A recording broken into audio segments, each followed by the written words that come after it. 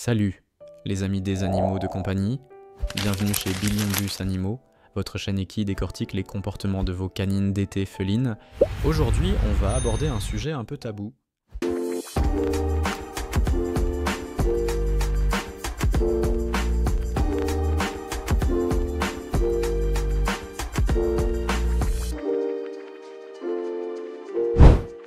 Aujourd'hui, on va aborder un sujet un peu tabou, la manipulation canine.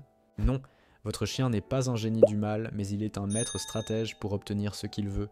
Et c'est vous qui lui avez appris. Mais pas de panique, on va remettre les pendules à l'heure, sans conflit et avec beaucoup d'amour.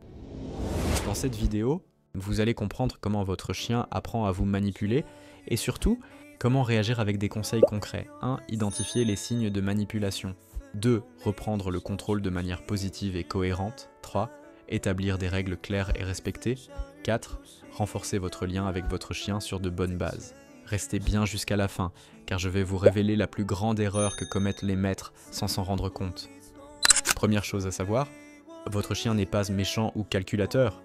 Au sens humain du terme, la manipulation chez le chien est un processus d'apprentissage. Il découvre que certains de ses comportements, qu'ils soient volontaires ou non au départ, ont des conséquences positives pour lui. Si aboyer lui donne de l'attention, même si c'est pour lui dire « tais-toi », il va aboyer. Si pleurnicher à table lui donne un morceau, il va pleurnicher.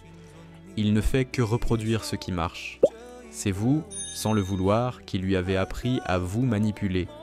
Regardons ensemble les signes qui ne trompent pas. Les aboiements ou pleurnichements d'attention, vous travaillez, il veut jouer. Il aboie. Vous lui parlez, il a gagné. Les regards de pitié ou le chien battu, vous lui refusez le canapé, il se couche au sol avec un soupir théâtral, vous craquez et le laissez monter, pousser ou gratter pour demander, il vous donne des coups de museau pour des caresses, gratte la porte pour sortir 5 minutes après être rentré. Le jeu incessant. Il vous ramène la balle encore et encore, même quand vous dites « stop ». Et vous continuez pour avoir la paix. La gourmandise insistante, il fait le mort, fixe votre assiette et vous finissez par lui donner un petit morceau pour qu'il s'arrête. Alors, comment on fait pour changer ça? C'est simple, mais ça demande de la cohérence. Ignorez ce que vous ne voulez pas. Si votre chien gémit pour de l'attention, tournez-lui le dos, ne dites rien. Attendez qu'il se calme, même pour une seconde de silence, puis récompensez ce silence. Le but est qu'il comprenne que son comportement indésirable ne mène à rien. Récompensez le calme et les bons comportements. Votre chien est couché tranquillement à vos pieds, super. Une caresse, un bon chien, une petite friandise. Montrez-lui que le calme et l'obéissance rapportent plus que l'insistance. Établissez des règles claires et constantes. Décidez ce qui est permis et ce qui ne l'est pas. Le canapé, la nourriture à table, l'accès à certaines pièces. Et surtout, tous les membres de la famille doivent appliquer ces règles, tout le temps.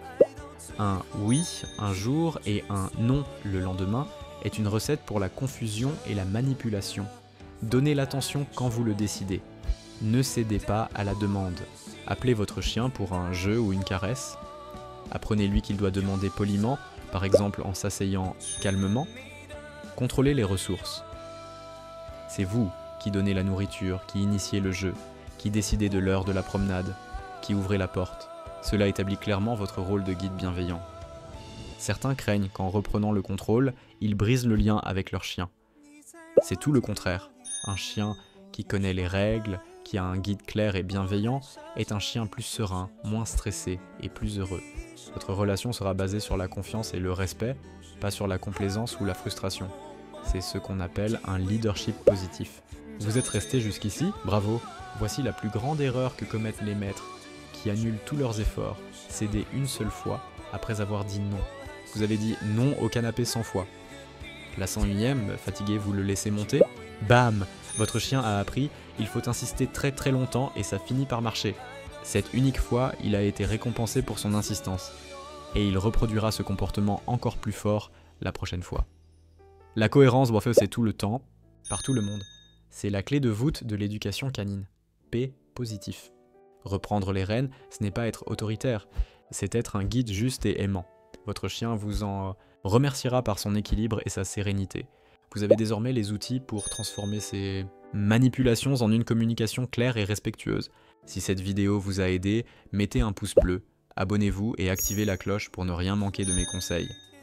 Dites-moi en commentaire quel comportement vous avez identifié chez votre chien.